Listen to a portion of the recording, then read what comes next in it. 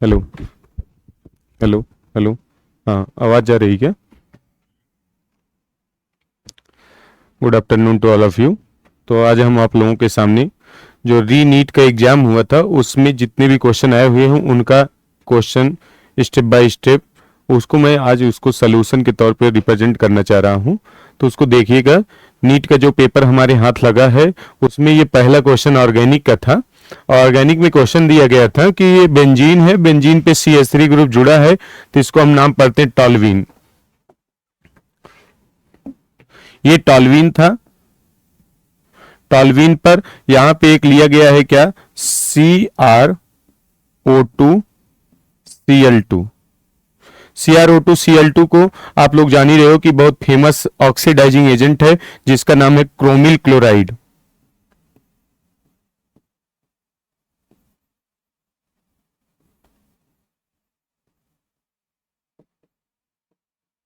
Chromyl chloride. तो क्लोमिल chloride का use किया जाता है, तो ये इस नेमिंग रिएक्शन के लिए बहुत इंपॉर्टेंट है जिसको आप लोग नाम जानते होंगे इटार्ड रिएक्शन। अब क्रोमिल क्लोराइड के बारे में एक बात और अगर आपको इंफॉर्मेशन में बता दूं तो क्रोमिल क्लोराइड जो होता है उसमें क्रोमियम का ऑक्सीडेशन स्टेट जो होता है वो +6 होता है।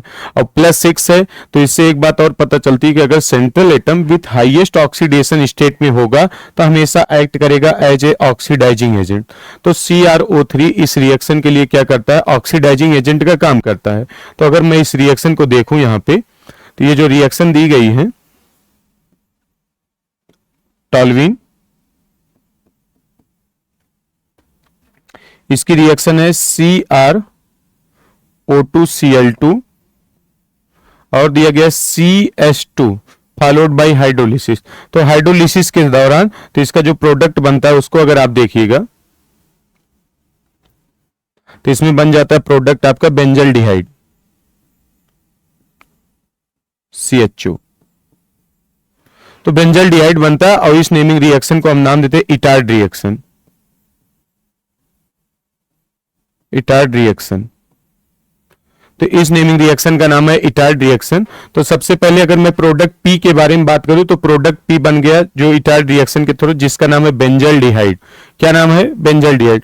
बेंजीन पे अगर CHO ग्रुप जुड़ जाता है तो ऐसे फंक्शनल ग्रुप्स के दौरान इस कंपाउंड का कॉमन नेम है बेंजल्डिहाइड। अब चारों ऑप्शन को आइए एक एक करके पढ़ते हैं। तो पहला ऑप्शन दिया गया है कि जो compound P is obtained by the hydrogenation of benzyl chloride with palladium और BaSO4।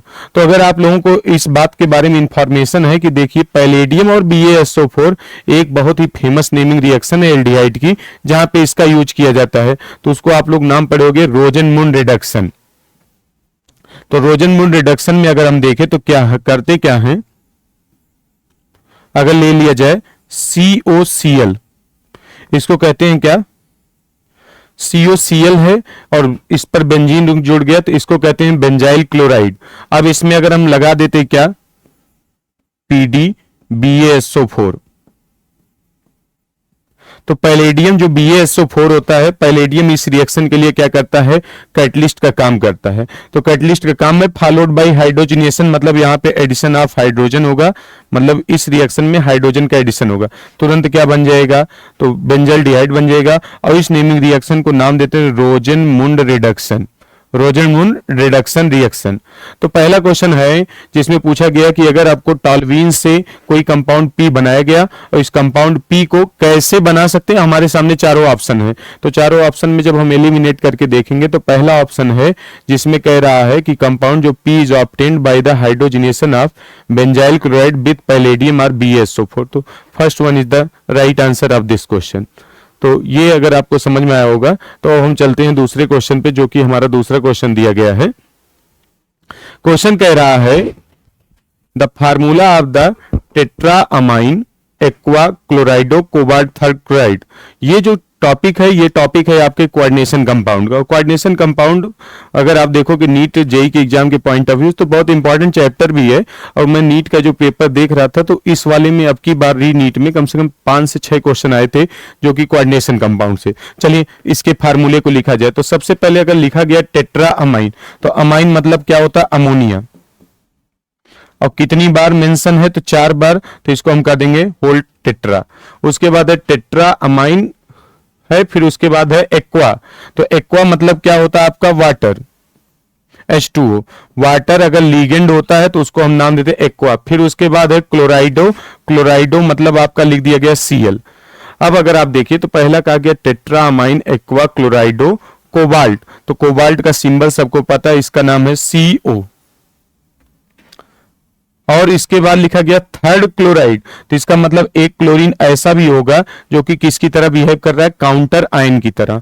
अगर अभी प्रेजेंट टाइम में इसका ऑक्सीडेशन स्टेट निकाला जाए तो आप सबको पता है अमोनिया पर जो चार्ज होता है वो होता है 0, वाटर का जो चार्ज होता है वो कितना होता है 0, एक क्लोरीन पर एक माइनस है, एक क्लोरीन पे एक माइनस, तो टोटल क्लोरीन कितने अभी प्रेजेंट टाइम में है तो 2। तो उधर जाके इसका ऑक्सीडेशन स्टेट आ जाएगा +2। लेकिन कंपाउंड में दिया गया कि इसका ऑक्सीडेशन स्टेट कितना ले आना है, +3।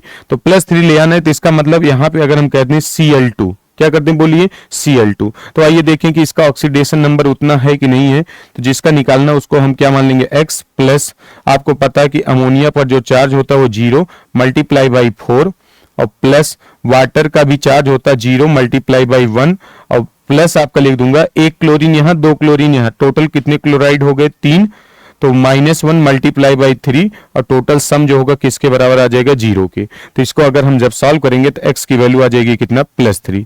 तो इसमें कह रहा है कि पहला है कि पूछ रहा है कि कौन सा फार्मूला इसमें करेक्ट है। चलिए आइए ऑप्शन को देखते हैं। तो पहले ऑप्शन को देखें तो कह रहा है CONH3 का होल टेट्रा वाटर Cl। तो first one is the right answer. बहुत आसानी से ही इस क्वेश्चन को हम जवाब पा सकते थे। बहुत ही आसान क्वेश्चन आया था कि आपसे पूछा था कि कौन से कॉम्प्लेक्स का ये करेक्ट फार्मूला होगा। तो इतनी बात को अगर आपको समझ में आया होगा तो अब हम चलते हैं इसके तीसरे क्वेश्चन को। अच्छा, तीसरा क्वेश्चन अगर आप ध्यान से देखिएगा तो तीसरा question, lanthanide ion having 4 unpaired electron. अच्छा, lanthanide ion having 4 unpaired electron, उससे पहले मैं कुछ बातें बताऊं। जो लैंथेनाइड सीरीज होती है जिसको F ब्लॉक में अगर हम देखें तो F ब्लॉक की 2 सीरीज है, एक को हम कहते हैं लैंथेनाइड, एक को कहते हैं एक्टिनाइड।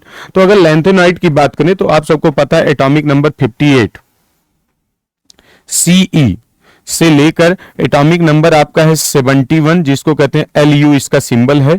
इतने एलिमेंट्स को हम किस नाम से जानते हैं, तो इसको हम नाम जानते हैं लैंथेनॉइड्स के नाम से। अच्छा, लैंथेनॉइड्स नाम देते हैं या इसी को एक नाम और दिया जाता है 4F सीरीज, या और एक नाम देते हैं फर्स्ट इनर ट्रांजिशन सीरीज। तो अगर हम देखेंगे तो एटॉमिक नंबर 58 से लेकर 71 ये 14 एलिमेंट्स ऐसे हैं जिनको पीरियोडिक टेबल में अलग करके रखा गया, जिसको हम नाम देते हैं लैंथेनॉइड या 4F सीरीज। अब उसमें आपको बताना है कि कौन से ऐसा है जिसमें 4-4 अनपेयर्ड इलेक्ट्रॉन है। अच्छा, 4-4 अनपेयर्ड इलेक्ट्रॉन, उससे पहले मैं कुछ और आपको बातें इसके बारे में इंफॉर्मेशन दे दूं तो आपको 3 एलिमेंट इसके खास करके याद रखने हैं जिसके बारे में बहुत ज्यादा बार क्वेश्चन पूछा जाता है। एक है Ce, एक है आपका Gd, और एक आपका है Lu। ये 3 ऐसे हैं, इसका एटॉमिक नंबर है 58, इसका एटॉमिक नंबर है 64 और इसका एटॉमिक नंबर है 71। अगर इनके जनरल इलेक्ट्रॉनिक कॉन्फ़िगरेशन को देखें तो इनमें आएगा 4F, 5D और आ जाएगा आपका 6S। तो 3 ऐसे हैं पूरे, यहां से 58 से लेकर 71 तक 3 एलिमेंट ऐसे हैं जिनके D सबसेल में एक एक इलेक्ट्रॉन आता है। तो यहां भी अगर कह दें तो 5D कितना हो जाएगा 1, और यहां भी कितना हो जाएगा 5D 1।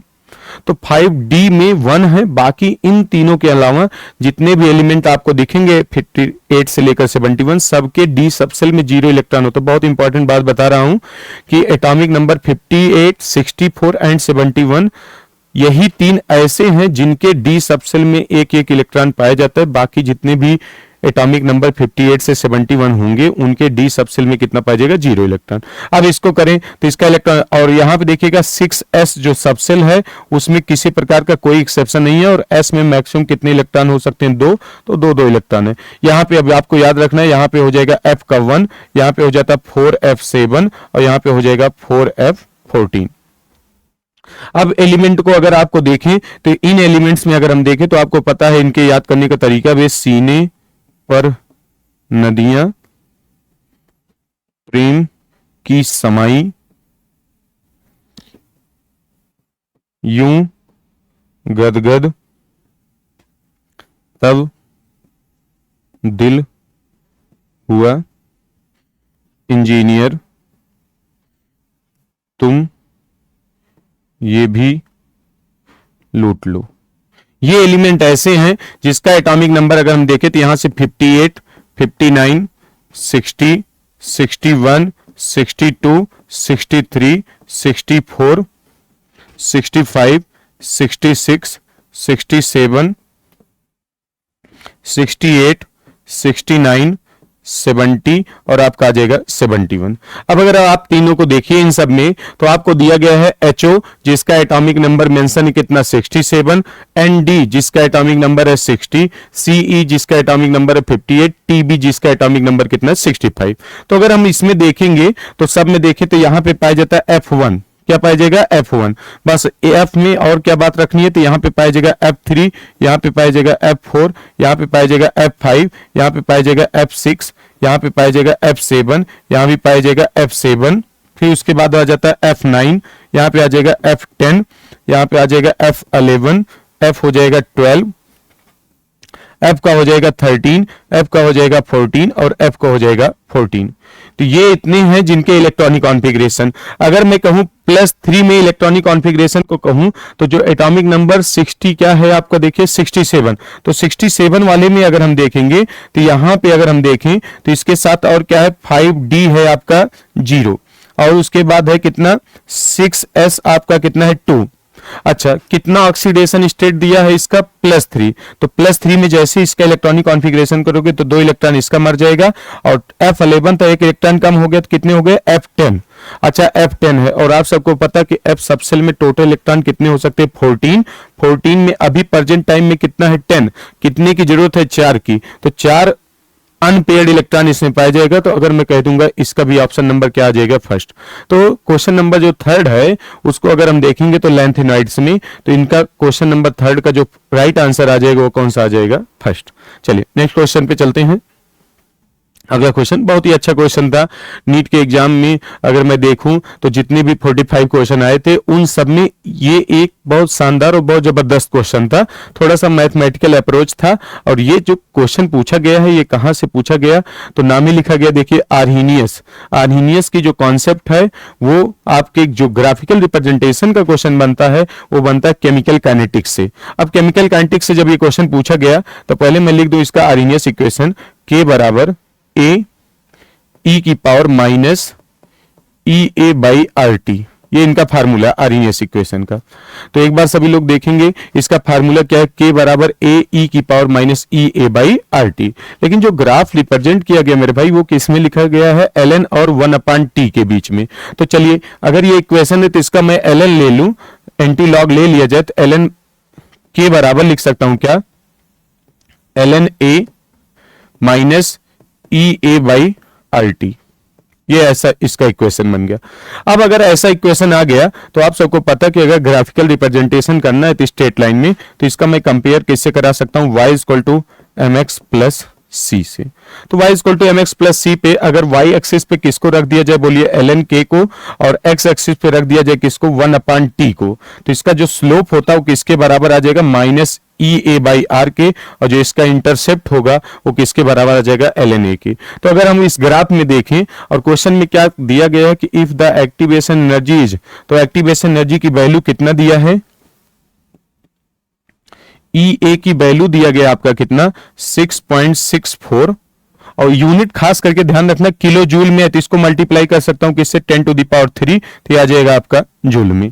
और R की वैल्यू जो कि R है आपका यूनिवर्सल गैस कांस्टेंट, उसकी वैल्यू कितना दिया है 8.3 जूल पर केल्विन पर मोल। अब उसके आगे आपसे पूछा है the temperature at which the rate constant becomes E की पावर 2 मिनट इनवर्स। अच्छा मिनट इनवर्स दिया गया है तो इसको आपको एकदम क्लियरली मेंशन है कि जो रेट कांस्टेंट है उसकी यूनिट मिनट इनवर्स है। तो ये जो रिएक्शन है वो या ग्राफ जो होगा वो किस रिएक्शन के लिए है, तो ये है आपके फर्स्ट ऑर्डर रिएक्शन के लिए, क्योंकि फर्स्ट ऑर्डर रिएक्शन के रेट कांस्टेंट की यूनिट आप सबको पता होगी सेकंड इनवर्स या क्या होती है मिनट इनवर्स। तो चलिए आइए हम इसको सॉल्व करते हैं। तो K के प्लेस पे क्या लिख दूं ln E की पावर 2, और इसका इंटरसेप्ट अगर आप देखिएगा तो ये किसके बराबर है ln A के, जो कि वैल्यू दिया गया है 6, तो यहां पे रख सकते हैं कितना 6 माइनस EA की वैल्यू है 6.64 इंटू 10⁻³ आपका है 3 डिवाइड बाई आपका दिया गया R की वैल्यू कितना दिया गया 8.3, और टेम्परेचर की वैल्यू निकालना है तो इसको कर सकते हैं 1/t। इतना अगर हम कर देंगे तो ln e की पावर 2 है तो इसको हम क्या लिख सकते हैं, log m की पावर n, तो इसको हम पढ़ सकते हैं क्या, n log m, और इसको लिख देंगे 2 ln e, और यहां पे हो जाएगा कितना 6 minus 6.64 into 10 to the power 3 upon कितना है 8.3 इंटू कितना लिख सकते हैं 1 अपान टी।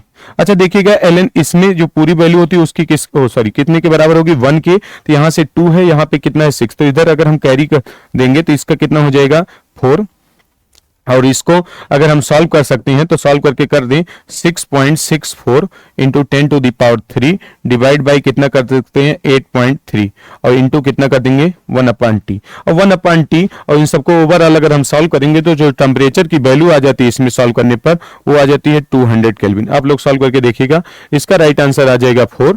और ये क्वेश्चन बहुत ही अच्छा, मतलब थोड़ा टाइम कंज्यूमिंग था, बस आपको इक्वेशन याद होना चाहिए था, कौन सा, आर्हीनियस इक्वेशन, जिसका फार्मूला है के बराबर ए ई की power minus E A by R T. ये बहुत इंपॉर्टेंट फार्मूला है, इससे हर बार नीट में अगर आप देखोगे या जेई के एग्जाम पॉइंट ऑफ व्यू से तो कभी कभी ग्राफ का क्वेश्चन पूछ लिया जाता है, कभी इसमें दे दिया जाएगा इंटरसेप्ट की वैल्यू या आपका दिया जाएगा स्लोप की वैल्यू, तो उन सबको अलग अलग निकालना रहेगा। तो ये अच्छा क्वेश्चन था।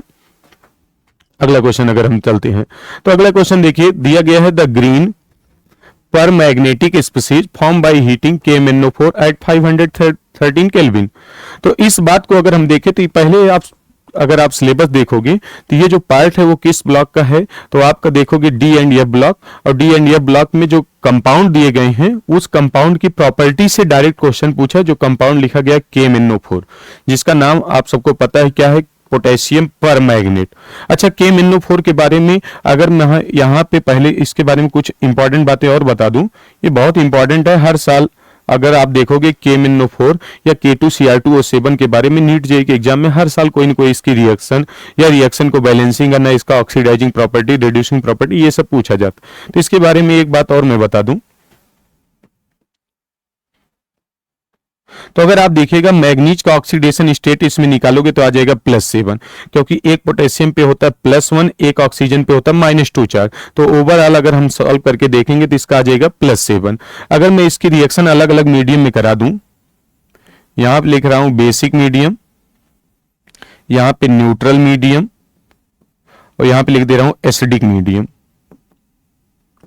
तो अगर आप देखोगे बेसिक न्यूट्रल एसिडिक में, तो ये जो Mn है ये पहले अपने आप को जब बेसिक मीडियम में रिएक्शन होगी तो ये चेंज होगा किसमें +6 में, और जब इसमें न्यूट्रल मीडियम में इसका बनता है तो ये Mn चेंज होता है +4 में, और जब आपका एसिडिक मीडियम होगा तो Mn चेंज होता है +2 में। बहुत इंपॉर्टेंट क्वेश्चन है ये, रेडॉक्स का बहुत ही फेमस एग्जाम्पल भी है। पूछा जाएगा आपसे कि KMnO4 का अगर मैं अलग अलग मीडियम में रिएक्शन करा दूं तो कैसे क्वेश्चन बनेगा, तो +7 से ये चेंज हो गया +6, तो इसका n फैक्टर अगर निकाल के देखा जाए तो कितना आ जाएगा 1, +7 से +4 का अगर डिफरेंस निकालेंगे तो n फैक्टर आ जाएगा इसका 3, और अगर +7 से +2 में कराएंगे तो इसका n फैक्टर आ जाएगा कितना, तो आ जाएगा 5। बहुत इंपॉर्टेंट है। आगे एक क्वेश्चन अभी और आप देखिएगा तो उसमें KMnO4 का एसिडिक मीडियम में ये पूछा गया है, तो उसका n फैक्टर आपको आना चाहिए कितना है 5। अब चलिए, तो ये है +7, और मैग्नीज के बैलेंस सेल में अगर हम बात करें तो इसका लास्ट इलेक्ट्रॉनिक कॉन्फ़िगरेशन भी होता है कितना 3d5 4s2, अब 4s2 इसके बैलेंस सेल में अगर मैं देखूं टोटल इलेक्ट्रॉन है 7, और मैग्नीज अपने मैक्सिमम ऑक्सीडेशन स्टेट में है, तो इसलिए इसको कहते हैं स्ट्रॉन्ग ऑक्सीडाइजिंग एजेंट। तो हमेशा जब भी रिएक्शन होगी किसी भी मीडियम में, अगर आप देखिए +7 से +6 क्या हुआ रिडक्शन, +7 से +4 हुआ क्या रिडक्शन, और +7 से +2 में भी क्या हुआ रिडक्शन। तो हमेशा बिहेव करेगा किसकी तरह, ऑक्सीडाइजिंग एजेंट तरह।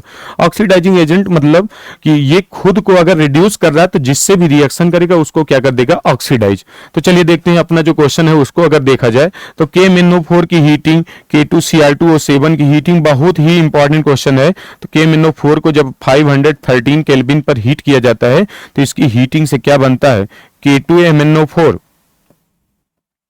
और प्लस बन जाता है MnO2 और प्लस आपका बन जाता है O2।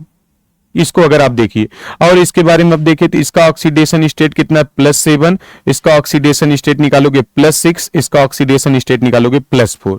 तो +7 से +6 +7 से +4, तो दोनों दौरान क्या हुआ, रिड्यूस। इसका पहले KMnO4 का अगर आपको कलर याद है तो इसका होता है पर्पल कलर होता है,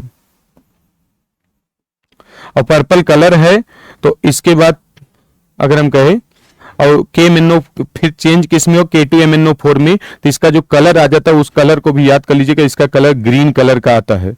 तो K2MnO4 का जो कलर होता है वो कैसा होता है, ग्रीन कलर। और उसने पूछा है कि green paramagnetic species form by the heating, तो इसका राइट आंसर आ जाएगा ऑप्शन नंबर सेकंड।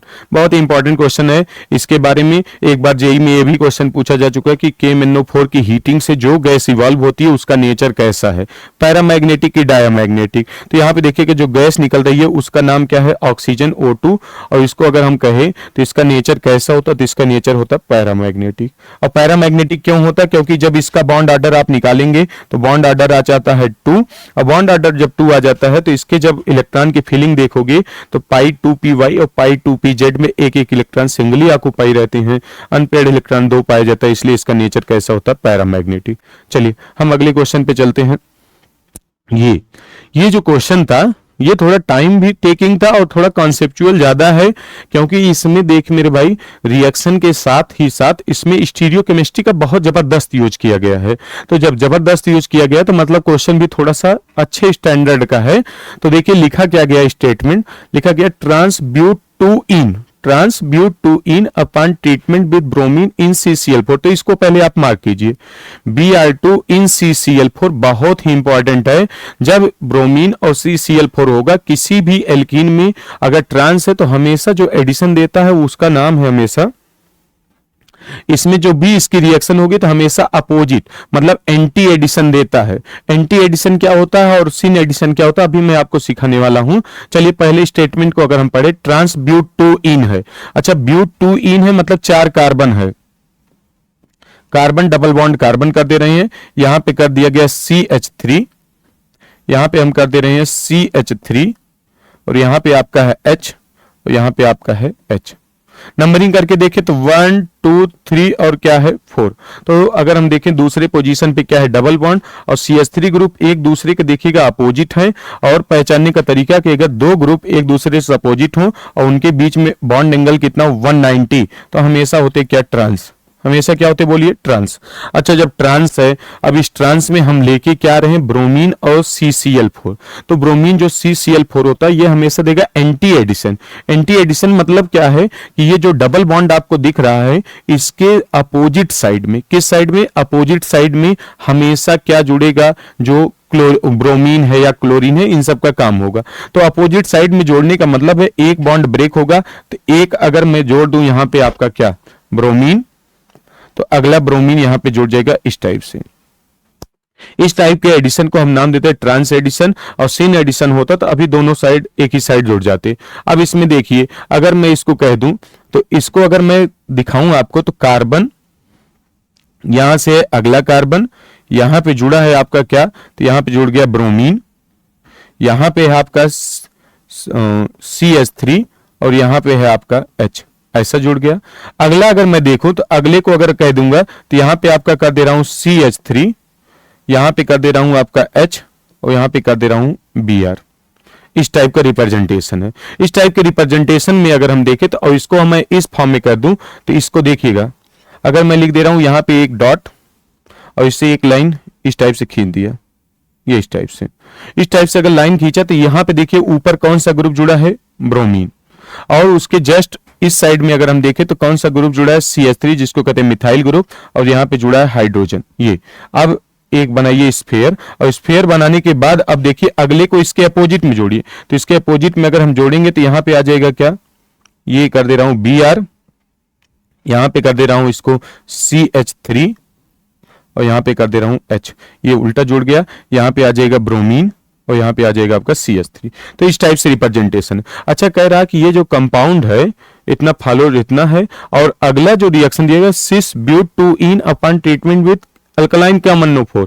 तो अल्कलाइन KMnO4 बहुत इंपॉर्टेंट है, इसको आप लोग पढ़ोगे 1% aqueous alkaline cold and dilute जो सोल्यूशन होता है उसी को हम नाम देते हैं बेयर्स रिएजेंट।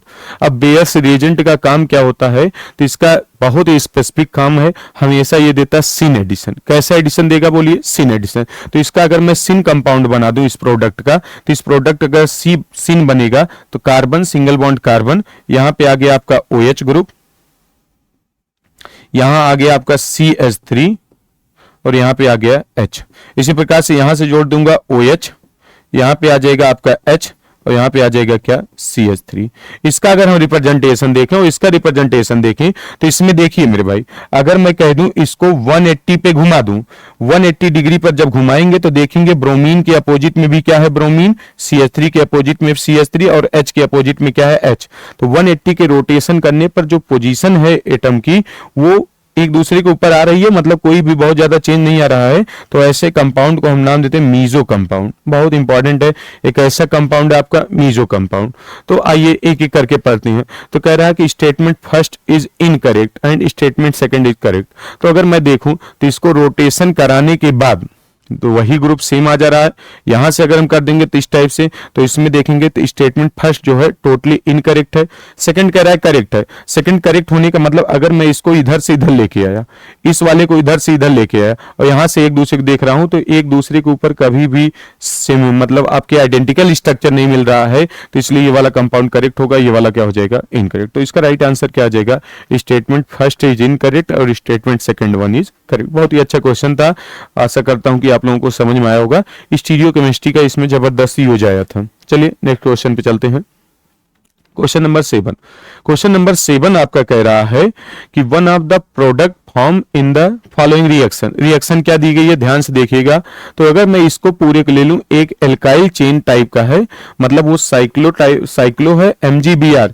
तो इसको अगर हम आपको याद होगा तो इसको पढ़ते हैं RMgX। अब RMgX है, उसकी रिएक्शन हम कराने चल रही है फिर साइक्लो, लेकिन इसके पास है NH2 ग्रुप और NH2 ग्रुप है उसके पास होगा लोन पेयर। तो उसको अगर हम देखें ध्यान से,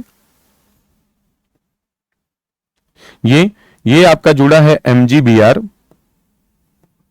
और इसकी रिएक्शन हम किससे कराने चल रहे हैं, कोई एक बेस है NH2, ये आपका बेस है। अच्छा अगर आप देखिएगा तो इसमें अगर आपको पता है कि इसका जब डिसोसिएशन होता है तो ये वाले पार्ट पे आता है नेगेटिव पार्ट और इस वाले पे आ जाता है पॉजिटिव पार्ट। स्लाइटली नेगेटिव हो गया, स्लाइटली क्या हो गया पॉजिटिव। अच्छा जैसे नेगेटिव चार्ज आया तो यहाँ पे देखिए नाइट्रोजन के पास है लोन पेयर और ये जो लोन पेयर होगा सबसे पहले दिखाएगा एसिड बेस रिएक्शन और एसिड बेस रिएक्शन होगा, यहाँ से एक एसिडिक हाइड्रोजन निकलेगा और इस टाइप से इससे आके जुड़ जाएगा फाइनली, और फाइनली जब इससे जुड़ेगा ये कंपाउंड बन जाएगा और यहाँ पे आके एडिशन हो गया कि इसका H का। बाकी जो साइड प्रोडक्ट हैं वो आपके बने रहेंगे। तो यहाँ पे अगर मैं देखूं इन चारों ऑप्शन के रिगार्डिंग तो option number first is the right answer. इसमें सिंपल सा था RMgX की रिएक्शन NH2 से थी एसिड बेस रिएक्शन है, हाइड्रोजन का एसिडिक हाइड्रोजन का एक्सचेंज किया गया है और यहाँ से फाइनल प्रोडक्ट आ गया ऑप्शन नंबर ए। चलिए नेक्स्ट क्वेश्चन पे चलते हैं। क्वेश्चन नंबर है आपका, ये क्वेश्चन नंबर है आपका 8 और कह रहा है स्टेटमेंट क्या दिया गया है कि heating NaCl with concentrated H2SO4 and MnO2 results in oxidation of manganese. अच्छा इस बात को अगर आप ध्यान से देखोगे तो NCERT के एकदम परफेक्ट एग्जाम्पल है, NCERT की लाइन से ये एग्जाम्पल आया। क्या कहा गया देखिए, NaCl विद कंसंट्रेटेड H2SO4, तो मैं यहाँ पे ले रहा हूं क्या H2SO4 और इसमें क्या ले रहा हूं MnO2 आप सबको पता है कि KMnO4 बनाने के लिए जो बेसिक यूनिट है जिसका नाम है MnO2, जिसको हम कहते हैं पायरोलुसाइड। तो ये पायरोलुसाइड और है जिसका यूज किया जाता है। अब इसकी रिएक्शन किससे करा रही हैं, तो इसकी रिएक्शन हम करा रहे हैं NaCl से। तो MnO2 है, NaCl है और आपका H2SO4 जो लिया गया वो कैसा है, कंसंट्रेटेड है। तो कंसंट्रेटेड H2SO4 की जब रिएक्शन MnO2 और NaCl से कराते तो यहाँ पे देखिएगा जो प्रोडक्ट बनते हैं उसके प्रोडक्ट को देखें तो NaHSO4 सोडियम बाइसल्फेट प्लस बन जाता है आपका MnSO4 और प्लस आपका यहां से एक गैस रिलीज होती है जिसका नाम है क्लोरीन गैस। अब अगर हम देखें इस रिएक्शन में तो मैग्नीज का जो ऑक्सीडेशन स्टेट कितना था +4, जो प्रोडक्ट बना उसमें मैग्नीज का ऑक्सीडेशन स्टेट कितना +2, +4 से +2 क्या हुआ रिडक्शन, जबकि स्टेटमेंट कर रहा है कि रिजल्ट्स इन द ऑक्सीडेशन। तो मतलब स्टेटमेंट फर्स्ट अपने आप क्या हो गया इनकरेक्ट। दूसरे स्टेटमेंट को अगर हम पढ़े तो heating of NaI sodium iodide है, इसी के प्लेस पे हम क्या ले रहे हैं NaI।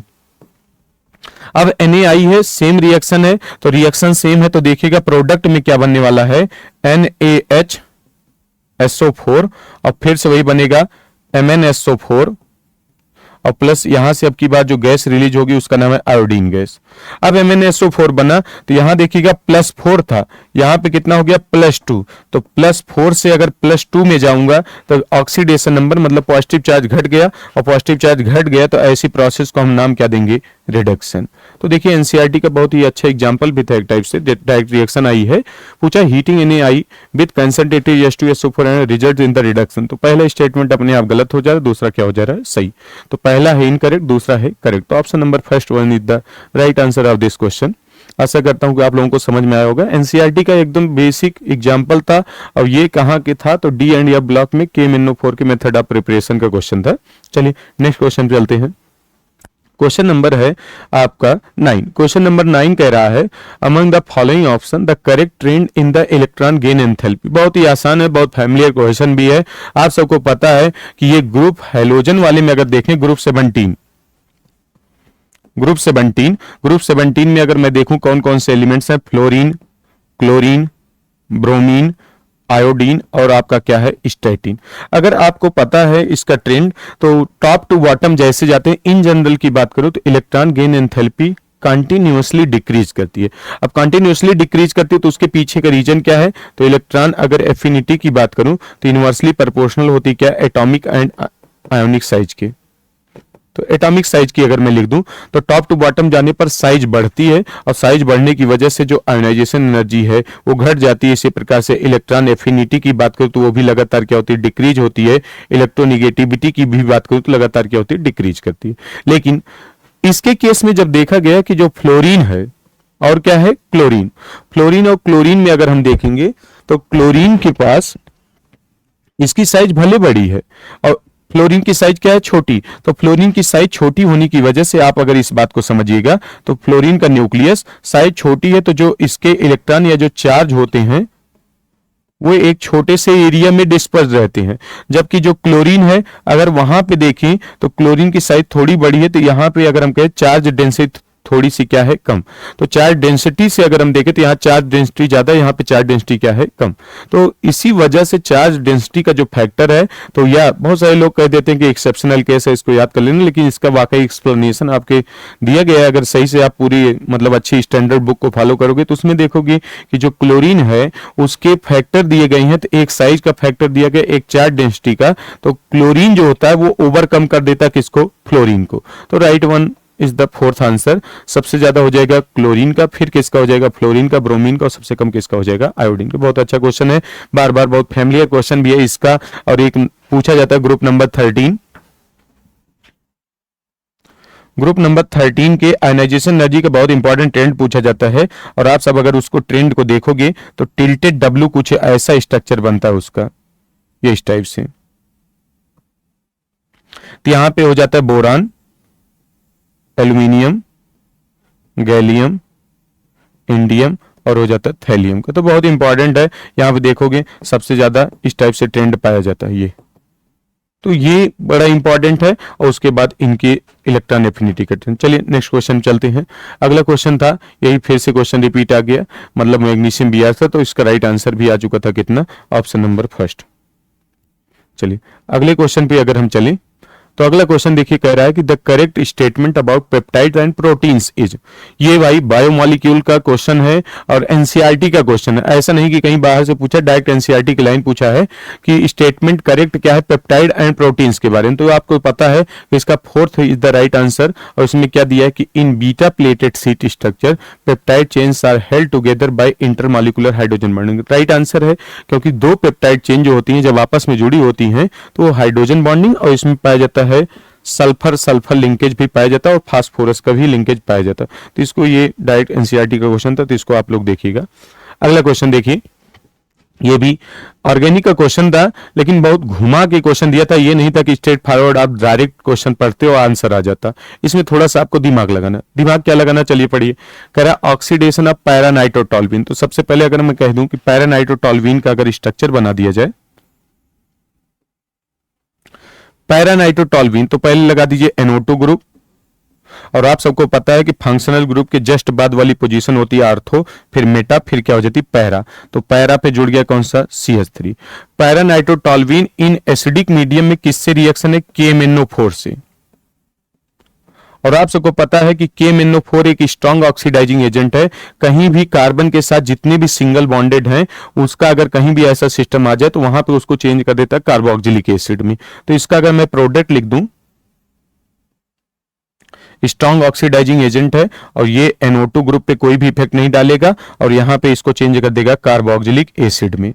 अब देखिए ये हो गया कार्बोक्सिलिक एसिड और ये है, कह रही हैं gives an acid is stronger than benzoic acid. अब एक दूसरा एसिड लिया गया जिसका नाम है क्या, बेंजोइक एसिड। बेंजोइक एसिड मतलब बेंजीन के ऊपर COOH ग्रुप जुड़ जाए तो इसको कहते हैं बेंजोइक एसिड। अब ध्यान देखिए मेरे भाई, यहाँ पे है COH, यहाँ भी क्या है COH, सब कुछ स्ट्रक्चर कॉमन है, लेकिन यहाँ पे देखें जो NO2 ग्रुप जुड़ा आर्थो, मेटा और पैरा, तो पैरा पोजीशन पे जो NO2 ग्रुप होता है उसका -M और -I इफेक्ट काज करता है।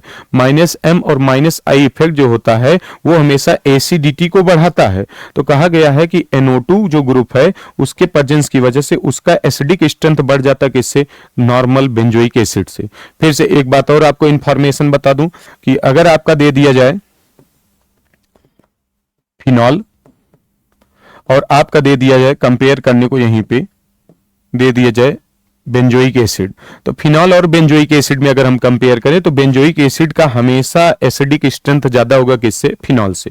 लेकिन फिनॉल के ऊपर जब कोई भी मान लीजिए कोई सब्स्टिट्यूएंट आ जाए और खास करके NO2 ग्रुप OH, यहां पे अगर मैं जोड़ दूं NO2 इसका, तो NO2 जो है इसको कहते हैं पैरानाइट्रोफिनॉल। तो paranitrophenol is more basic than benzoic acid, क्योंकि NO2 का स्ट्रॉन्ग -M या -I इफेक्ट लगता है कहां पे, जब वो मेटा और सॉरी जब वो पैरा और आर्थो पोजीशन पे जुड़ा रहता है। तो पहला स्टेटमेंट एकदम करेक्ट कर रहा है कि जो नाइट्रो बेंजोइक एसिड है वो more acidic then benzoic acid. चलिए दूसरे स्टेटमेंट को अगर हम पढ़ें, दूसरे स्टेटमेंट को अगर पढ़ा जाए तो दूसरा स्टेटमेंट कह रहा है रिडक्शन ऑफ पैरानाइट्रोटोल्यूइन। पैरानाइट्रोटोल्यूइन है, चलिए यही है, और पैरानाइट्रोटोल्यूइन का रिडक्शन कर रहे हैं, रिडक्शन करने के लिए ले रहे हैं SN/HCl। तो ये SN/HCl ले लिया जाए या FeSCl लिया जाए, ये सब क्या होते हैं, रिड्यूसिंग का काम करते हैं और NO2 ग्रुप को ये रिड्यूस करते किसमें, NH2 में। इस बात को आपको फंक्शन में याद रखना रहेगा, SN+HCl दे दिया जाए या दे दिया जाए Fe+HCl, तो जो NO2 ग्रुप है उसमें जितने ऑक्सीजन डबल बॉन्ड वाले हैं उनको सबको रिड्यूस करके किसमें चेंज कर देगा, हाइड्रोजन में। तो हाइड्रोजन में जब चेंज हो जाएगा तो इसके बाद अगर मैं लिख दूं तो यहाँ पे जो कंपाउंड बन गया फ्रेम में दिख रहा है, तो देखिएगा यहाँ पे आ गया NH2, यहाँ पे है CH3। अब NH2 group neutralisation gives an amine is more basic than aniline. तो अब अगर हम कह दें ये है आपका और एनलीन है यहां पे NH2, अच्छा NH2 है, NH2 दोनों में कॉमन है, लेकिन यहां पे जो ये बना है जिसका नाम हम पढ़ रहे हैं पैरानाइट्रोटोल्यूइन, उसमें कौन सा ग्रुप जुड़ा है, CH3। और CH3 का कौन सा इफेक्ट लगता है, +M या +I, और +M या +I हमेशा बेसिक स्ट्रेंथ को बढ़ाते हैं और एसिडिक स्ट्रेंथ को घटाते हैं। इसका उल्टा कहते हैं -M या -I जो इफेक्ट होता है आर्थो और पैरा पोजीशन पे जुड़कर हमेशा दिए गए कंपाउंड की एसिडिटी को बढ़ाता है, बेसिक स्ट्रेंथ को घटाता है। तो ये इतना स्टेटमेंट आ जाएगा। तो कह रहा है कि पहला भी सही है और दूसरा भी इसमें क्या है, सही है। तो अगर हम पढ़ दें both statement first and second are correct, इसका राइट आंसर आ जाएगा। चलिए अगले क्वेश्चन चलते हैं। अगला क्वेश्चन, ये भी क्वेश्चन ठीक था, मतलब अगर आप इसको ध्यान से देखोगे तो इतना आसान क्वेश्चन था, इसको ऑप्शन से एलिमिनेट करना बहुत आसान क्वेश्चन था। इसमें पूछा था कि एनलीन एज ए मेजर प्रोडक्ट। अगर आप चारों ऑप्शन को देखो तो ये वाली रिएक्शन बहुत इंपॉर्टेंट है और नेमिंग रिएक्शन है। इसका यूज आप लोग अच्छे से पढ़े होगी कि अगर आपका लिख दिया जाए KOH प्लस Br2, तो ये जो भी होगा किसके साथ रिएक्शन होगा, तो अमाइड के साथ, CONH2 अगर कहीं पे आ जाए तो इसको हम नाम देते हैं half man degradation reaction. Degradation मतलब क्या होता है, जितना कार्बन रहेगा रिएक्टेंट में उससे एक कार्बन हमेशा कम वाला प्रोडक्ट बनता है। ये स्पेसिफिक पहचान है एक कार्बन को कम करने के लिए। तो अगर हम देखेंगे तो इसके दौरान ये जो CO ग्रुप है इसका हट जाता है और क्या बन जाता है, तो यहाँ पे देखिएगा NH2 ग्रुप केवल आके ऐड हो जाएगा और इसको हम क्या कहेंगे, एनिलीन। तो अगर हम देखें ऑप्शन नंबर बी कौन कौन से ऑप्शन में है, तो ऑप्शन को एलिमिनेट करने का बहुत ही आसान तरीका था। तो देखिए पहला ऑप्शन कैंसिल आउट हो गया और लास्ट ऑप्शन कैंसिल आउट हो गया। अब हमारे पास ऑप्शन बचा है बी और ऑप्शन बचा है आपका सी, मतलब सेकंड एंड थर्ड में से ही आपका राइट आंसर। तो सोचिए, अगर जब आप इसको प्रॉपर्टी में पता रहेगा तो तुरंत आप ऑप्शन को एलिमिनेट करके टाइम जो कंज्यूम होता है अलग क्वेश्चन में, उसको आप बता सकते हो। दूसरा देखिए, यहां पे लिखा गया LiAlH4, लिथियम एल्यूमिनियम हाइड्राइड, बहुत ही इंपॉर्टेंट ऑर्गेनिक रिएजेंट है। और कैसा है, स्ट्रॉन्ग रिड्यूसिंग एजेंट है। तो स्ट्रॉन्ग रिड्यूसिंग एजेंट है तो इसमें जब ये चेंज होगा तो एक कार्बन ज्यादा वाला प्रोडक्ट बनेगा, मतलब पहले के दौरान जो प्रोडक्ट बनेगा उसको अगर आप ध्यान से देखिएगा तो पहले के दौरान जो प्रोडक्ट बनेगा वो बन जाएगा CH2NH2, ये इस टाइप से। तो CH2NH2 को अगर हम देखें तो एक कार्बन ज्यादा बन गया, तो इसका मतलब ये अमाइंस नहीं बनने वाला। तो जो सेकंड ऑप्शन करा A एंड B, वो अपने आप एलिमिनेट हो गया। NaBH4, आपको पता है इसका भी SBH भी लिखते हैं, सोडियम बोरोहाइड्राइड। सोडियम बोरोहाइड्राइड का काम होता है माइल्ड रिड्यूसिंग एजेंट। तो माइल्ड रिड्यूसिंग एजेंट होगा तो NO2 को कभी भी रिड्यूस नहीं कर पाता। अगला देखिएगा HCl और वाटर है। HCl वाटर में सिंपल सी रिएक्शन है, इसके पास है लोन पेयर और H प्लस है, Cl माइनस है। तो कभी भी ऑर्गेनिक रिएक्शन में जब न्यूक्लियोफाइल दिख जाए तो न्यूक्लियोफाइल की सबसे पहली चॉइस होती है, कहीं भी न्यूक्लियोफाइल आ जाए तो उसकी सबसे पहली चॉइस होती है AB, मतलब एसिड बेस रिएक्शन करना। फिर किस पे अटैक करना, पाई बॉन्डेड सिस्टम पे। तो यहां पे देखेंगे इसके पास है लोन पेयर, इसके पास है एसिडिक H प्लस, तो इसके साथ आसानी से रिएक्शन हो जाएगी और यहां से बन जाएगा NH2। तो आंसर हो जाएगा कौन सा, B and D is the right answer. अच्छा क्वेश्चन था, लेकिन बस आपको ऑप्शन से इसको एलिमिनेट करके इसको कर देना चाहिए। चलिए नेक्स्ट क्वेश्चन चलते हैं। क्वेश्चन नंबर कह रहा है 14। अच्छा, क्वेश्चन नंबर 14 जो है आपका थर्मोडायनेमिक्स क्वेश्चन है, और थर्मोडायनेमिक्स में इसमें दिया है 2 moles of an ideal gas. तो पहले लिख लेते हैं क्या क्या डेटा दिया गया है। फिजिकल केमिस्ट्री को सॉल्व करने का सबसे शानदार तरीका क्या है कि जो भी क्वेश्चन का डेटा दिया गया है उस डेटा को पूरी तरीके से लिख लेना, और लिखने के बाद तब उसके बारे में आप ऑब्जर्व कीजिए कौन सा फार्मूला लगेगा कौन सा नहीं। कितने मोल दिया गया, एन की वैल्यू दिया गया है 2। अब करेंगे a gas undergo free expansion. तो अगर आप इसको नोट करके देखिए, फ्री एक्सपांसन मतलब होता है गैस के ऊपर किसी प्रकार का कोई एक्सटर्नल प्रेशर नहीं लग रहा है और गैस अपने आप ऊपर उठ रही है। तो यहां पे अगर हम लिख दें तो पी एक्सटर्नल जो लगने वाला है वो कितने के बराबर आ जाएगा, तो 0 के बराबर आ जाएगा। अब उसके बाद कर रहे हैं वॉल्यूम कितना, 10 लीटर से हो गया कितना 100। तो अगर हम कहते हैं V1 की वैल्यू कितना दिया गया है 100 लीटर और V2 की वैल्यू कितना दिया गया है आपका 100 लीटर। तो V1 है 10 लीटर और V2 कितना है 100 लीटर, और टेम्परेचर दिया 300 केल्विन।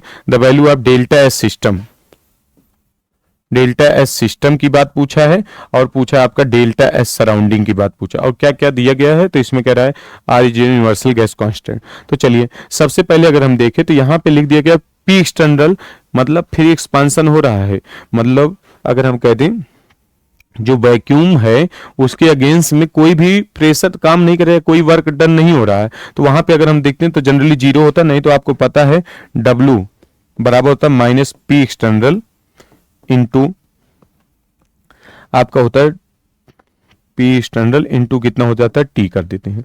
तो अगर हम कहेंगे इसकी वैल्यू 0 है तो इसकी भी वैल्यू कितना आ जाएगी 0। तो अगर हम कहेंगे तो पहले अगर हम कहें तो डेल्टा एस सिस्टम की वैल्यू अगर हम देखें तो ए जगह पे कितना आ जाएगा 0। तो डेल्टा एस सिस्टम की वैल्यू 0 कहां कहां पे है, तो डेल्टा एस सिस्टम की वैल्यू देखें तो option number 4 is the right answer है। और नहीं तो देखिए दूसरे का कैलकुलेशन कर सकते हैं। डेल्टा एस बराबर आपको फार्मूला पता है NCV, या सॉरी एक तो फार्मूला ये है, नहीं तो दूसरा फार्मूला हम लगा सकते हैं इसको, क्या दूसरे फार्मूले को हम लिख सकते हैं NRln V2 अपान V1, ये भी फार्मूला यूज कर सकते हैं।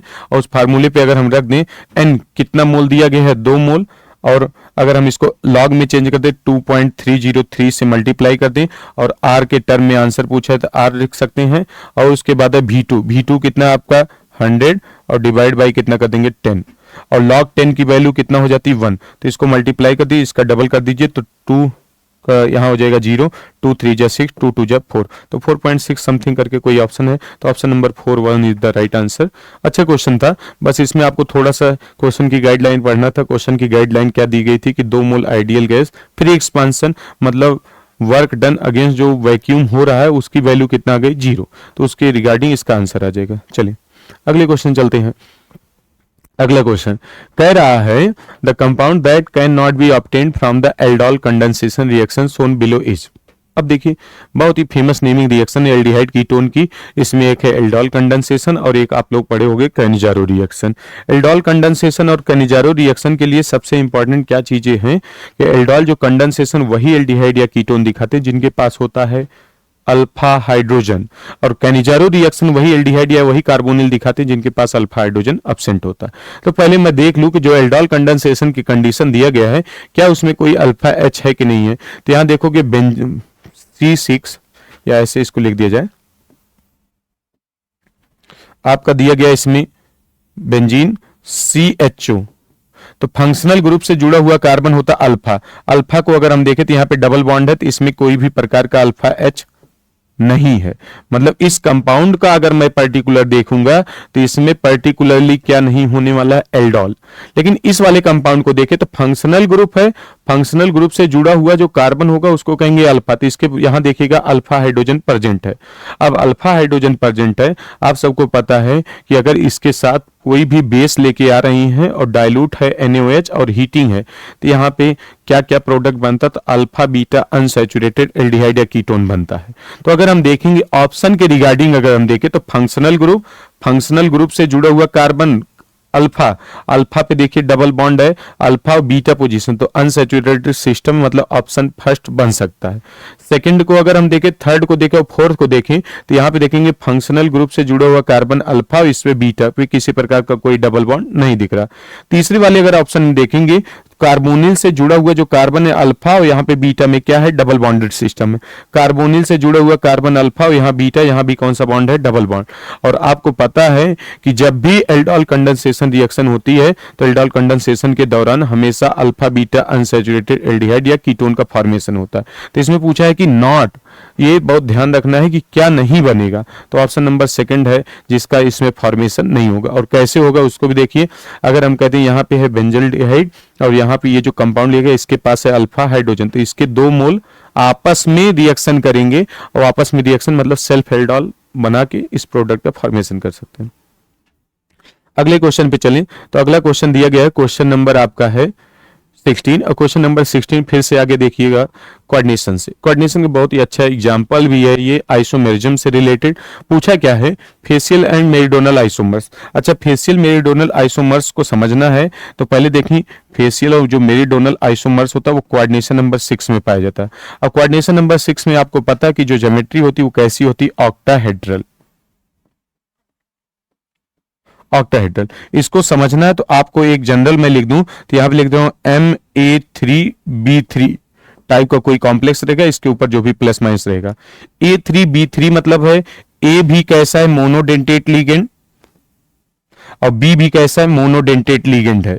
A3B3 में अगर हम देखें तो मोनोडेंटेट लिगेंड के बारे में दिया गया है। अब उसके बाद अगर मैं देख लूं और चलो तो इसमें देखिएगा अगर ध्यान से, पहले मैं आओ उसको सेट करता हूं तो यहां पे देखेंगे ये क्या हो गया, ऑप्शन फर्स्ट को देखें तो वो कैसा MAA का होल ट्वाइस B2 टाइप का कॉम्प्लेक्स है।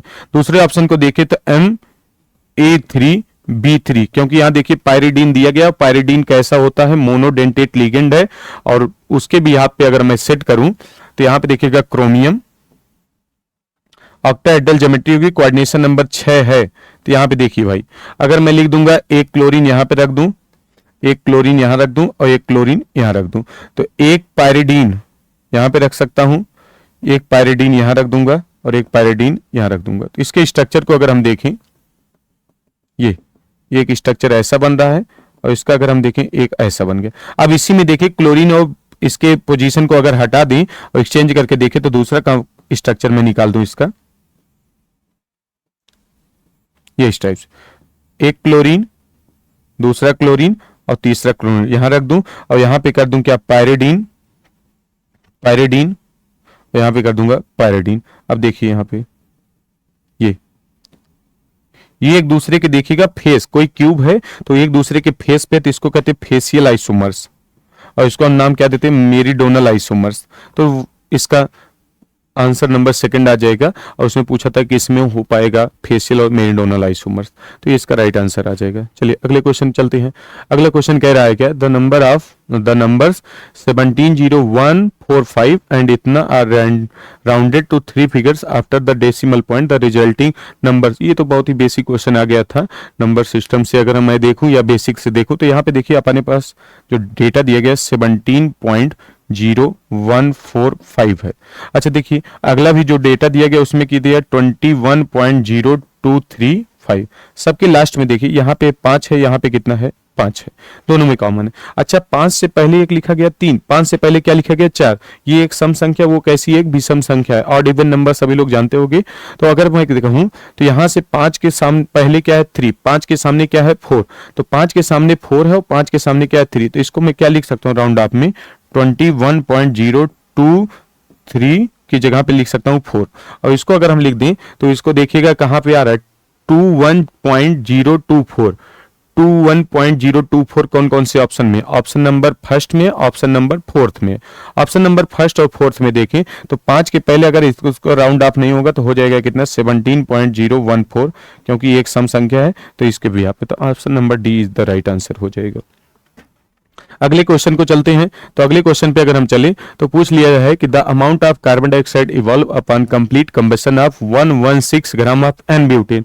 बहुत ही आसान क्वेश्चन था मोल कॉन्सेप्ट का, बहुत मतलब कोई भी एक नॉर्मल भी स्टूडेंट अगर आपका है क्लास का, अगर वो रेगुलर क्लास अटेंड किया हुआ तो पढ़ाया गया ये सब टॉपिक बहुत आसान है। एन ब्यूटेन, एन ब्यूटेन का मतलब अगर हम लिख दें कितने कार्बन है CH3 CH2 CH2 single bond CH3, ये है आपका, और ये एक हाइड्रोकार्बन है और इसका हम क्या कराने चल रहे हैं कंप्लीट कंबशन। कंप्लीट कंबशन मतलब क्या होता है, इसकी रिएक्शन हम किससे करा दें ऑक्सीजन से, तो ऑक्सीजन से जैसे रिएक्शन कराएंगे तो इसके कंबशन से हमेशा बनेगा CO2 गैस और प्लस क्या इवॉल्व होगा वाटर।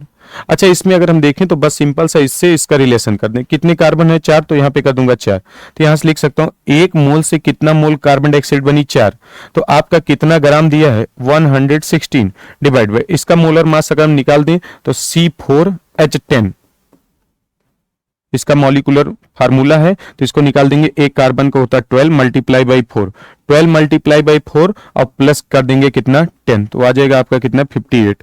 तो 58 से जब इसको डिवाइड कर देंगे तो 58 से डिवाइड करने पर कितना मोल आ गया 2। इन जनरल अगर मैं कह लूं कि लॉ ऑफ स्टोइचियोमेट्री से अगर हम करें केमिकल बैलेंस से, तो 1 मोल से कितना 4, तो 2 से कितना हो जाएगा, तो 2 से आपका हो जाएगा कितना 4 × 2, तो कितना मोल बन गया 8 मोल CO2 गैस बन गई।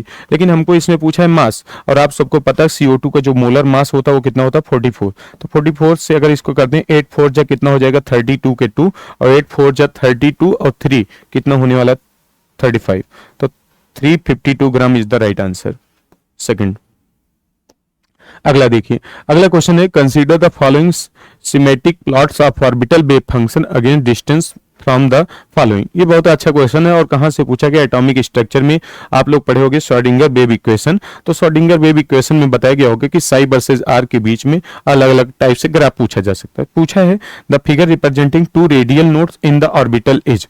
चलिए पहले आइए देखिए, यहाँ पे एक टर्म लिखा गया नोड, नोड के बारे में भी बार बार क्वेश्चन आता है नीट जेईई में, तो डायरेक्ट क्वेश्चन बहुत आसान आ जाते हैं। नोड को अगर हम देखें तो नोड 2 टाइप का होता है, एक होता है रेडियल नोड और एक आपका होता है एंगुलर नोड। रेडियल नोड को निकाल सकते हैं, उसके लिए एक फार्मूला है n-l-1 से, और एंगुलर नोड को निकाल सकते हैं with the help of l से। और यहाँ पे एक और बात लिख दो, टोटल नोड भी निकाल सकते हैं कैसे, n-l-1 और प्लस क्या कर देंगे l, l से l मर जाएगा और वैल्यू क्या आ जाएगी n-1। ये इसका फार्मूला टोटल नोड निकालने का। अच्छा रेडियल नोड या नोड क्या है, तो सबसे पहले अगर नोड की बात करें तो कोई भी मान लीजिए सेंटर है न्यूक्लियस, न्यूक्लियस से अगर मैं 3 कोऑर्डिनेट इधर से 3, इसको मान ले रहा हूं x, इसको मान ले रहा हूं y, इसको मान ले रहा हूं क्या z, तो न्यूक्लियस से अगर इसके सराउंडिंग में देखें 3 डायमेंशनल जोन है, कोई एक ऐसा रीजन है जहां पे इलेक्ट्रॉन के पाए जाने की प्रोबेबिलिटी सपोज करो यहाँ पे बहुत ज्यादा होगी, तो ये जोन ऐसे हैं जहां पे इलेक्ट्रॉन के पाए जाने की प्रोबेबिलिटी क्या होगी 0 होगी। तो नोड क्या कहता है कि किसी भी न्यूक्लियस में अगर किसी भी एटम के 3 डायमेंशनल जोन में अगर हम देखें जहां पे इलेक्ट्रॉन के पाए जाने की प्रोबेबिलिटी सबसे कम होगी वही उसका कहलाता है नोडल प्लेन।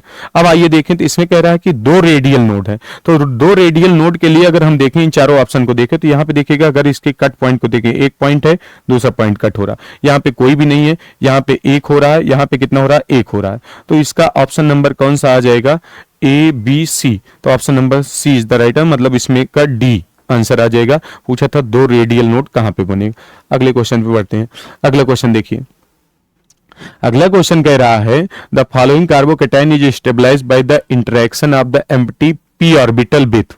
ओके, अब इसको देखिए, अगर कार्बोकेटाइन है आपका, कार्बोकेटाइन अगर मैं लिख दूं इस टाइप से, और यहां पे है आपका CH3 और इसके ऊपर कैसा चार्ज है, पॉजिटिव चार्ज। यहां से देखिए दो चीजें हैं, अगर इस कार्बोकेटाइन की इसको देखेंगे तो ये है अल्फा हाइड्रोजन, अल्फा हाइड्रोजन को मैं लिख दूंगा H।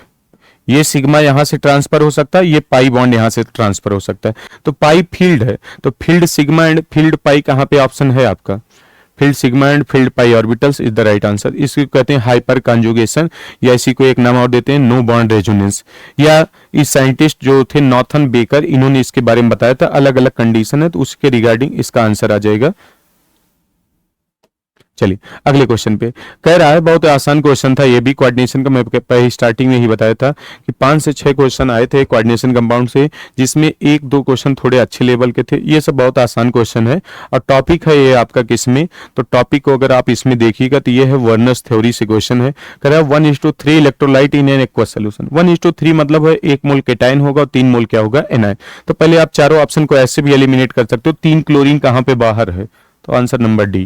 कैसे, तो इसको अगर हम देखें तो इसको अगर हम तोड़ दें, जब भी पानी में इसको डिजॉल्व करेंगे तो कोऑर्डिनेशन कॉम्प्लेक्स जितने भी होते हैं they do not lose their identity in aqueous solution. तो इस पर आ जाएगा 3+ और आ जाएगा कितना 3Cl-। तो यहां देखेंगे 1 मोल आपका ये हो गया, 3 मोल ये हो गया, तो 1 है केटाइन और 3 क्या है, एनायन। तो 1:3 टाइप का इलेक्ट्रोलाइट है। और क्वेश्चन अब पूछ लिया जाए एक दूसरा क्वेश्चन में, जैसे इसी पूछ लूं कि इन चारों ऑप्शन में से which one of the complex have maximum conductivity। तो इसमें टोटल आयंस कितने हो गए, 4, इसमें टोटल आयंस कितने हो गए, 3, इसमें कितने, 2, इसमें कितने, 1। तो सबसे ज्यादा कंडक्टिविटी भी इसमें पाई जाएगी। जितनी भी अगर हम कहें सबकी कॉलिगेटिव प्रॉपर्टी को भी पूछा जाए तो सबसे ज्यादा बेस्ट कॉलिगेटिव प्रॉपर्टी या ऑस्मोटिक प्रेशर कुछ भी निकालने को जाए तो 4th का आ जाएगा। क्वेश्चन नंबर 22, क्वेश्चन नंबर 22 अगर आप ध्यान से देखिएगा तो ये किस टॉपिक से है, तो इस टॉपिक को अगर हम देखेंगे तो ये है आपका इलेक्ट्रोकेमिस्ट्री का। और इलेक्ट्रोकेमिस्ट्री में एक आप डायग्राम, जैसे एक ही मेटल की 3 अलग अलग अगर सेल रिएक्शन दे दी जाए तो उनकी हाफ सेल निकाल सकते with the help of Latimer diagram. Latimer diagram कैसे बनता, तो इसके लिए शॉर्टकट तरीका है, अगर 2 चीजें और जान लीजिए, जैसे कहीं पे लिख जाए E0 और कहीं लिख दिया जाए डेल्टा G0। तो जानते रहिएगा डेल्टा G0 जो होता है एक एक्सटेंसिव प्रॉपर्टी है और E0 कैसी प्रॉपर्टी, इंटेंसिव। और जितनी भी इंटेंसिव प्रॉपर्टी होती है वो कभी भी आपस में एडिटिव या सब्सट्रैक्टिव नेचर की नहीं होती, जबकि जो डेल्टा G0 होती है वो हमेशा एक एडिटिव प्रॉपर्टी है या सब्सट्रैक्टिव प्रॉपर्टी है। किसी भी नंबर से मल्टीप्लाई या डिवाइड करने पर इसकी वैल्यू में चेंज आएगा, इसमें नहीं चेंज आएगा। तो इसके लिए शॉर्टकट क्या है, सबसे बड़े पॉजिटिव को सबसे पहले रख दीजिए। तो Fe पर है 3+, फिर उससे छोटा पॉजिटिव क्या होगा, Fe2+, फिर इसका छोटा सबसे छोटा क्या लिखा गया, Fe। इसको लिखने का तरीका आपको पता होगा, कोई भी ऐसी रिएक्शन दे दी जाए एक ही मेटल का 3 हाफ सेल रिएक्शन देके और उसमें से किसी एक के बारे में इंफॉर्मेशन दिया जाए तो इसको हम रिप्रेजेंट कर सकते हैं लैटिमर डायग्राम से। लैटिमर डायग्राम के लिए क्या करते हैं, सबसे बड़े पॉजिटिव से सबसे छोटे पॉजिटिव की तरफ चलते हैं। अब अगला काम क्या है, 3+ से 2+, इसको कहेंगे इसका E1 और इसको कहेंगे इसका n फैक्टर NF1। यहां से यहां पे जाएंगे तो इसको कहेंगे इसका E2 और इसका n फैक्टर हो जाएगा NF2। और यहां से यहां अगर हम जाएंगे तो इसको कहेंगे E03 और NF3। आइए देखते हैं किसका किसका डेटा दिया, उसके बिहाफ पे हम इसको सेट कर दें, या नहीं तो आप फाइनली इससे रिलेटेड एक फार्मूला भी जो कि इससे ओरिजिन होके आया है तो इसको लिख सकते हैं E03 बराबर E10 NF1 प्लस लिख सकता हूं E20 NF2 अपान लिख सकते हैं कितना, N3, इतना लिख सकते हैं, या NF3। तो देखिए किसका किसका डेटा दिया, 3+ से 0, 3+ से 0 मतलब इसका डायरेक्ट डेटा दिया E03 की कितना, -0.04 और इसका n फैक्टर कितना हो जाएगा, 3+ से 0 में डिफरेंस आ जाएगा 3 का। इवन नॉट है मतलब Fe3+ से 2+, Fe3+ से 2+ हमको निकालना ही है, मतलब इवन की वैल्यू निकालनी है। और +3 से +2 का डिफरेंस हो जाएगा 1 का, प्लस E2 नॉट का अगर लिख दूंगा 2+ से 0, उसका डेटा कितना दिया गया -0.44 मल्टीप्लाई बाई 2। और इसको ओवरऑल अगर आप सॉल्व कीजिएगा तो ओवरऑल सॉल्व करने पर आ जाएगा कितना, +0.76। इसका राइट आंसर है। चलिए अगला क्वेश्चन है। अगला क्वेश्चन देखो बहुत ही मतलब इसका तो मैं क्या कहूं कि बहुत ही आसान क्वेश्चन था। बस इसमें आपको जिसको भी फार्मूला मेमोराइज था उसके लिए एकदम फ्री का नंबर था। कुछ इसमें नहीं ज्यादा कुछ करना था, ना तो कोई मंत्र पढ़ना था, ना तो कोई कुछ भी करना था। पेन चलाने की जरूरत नहीं पड़ती जिनको केवल फार्मूला पता होता पोटास एलम का।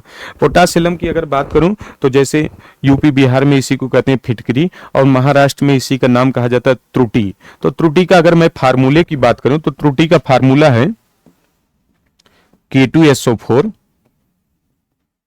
Al2SO4 का होल थ्राइस .24H2O। ये इसका फार्मूला है। अगर मैं इसको इसके आयंस में तोड़ दूं तो ये टूटेगा 2K+ और प्लस SO4 पे 2 माइनस में।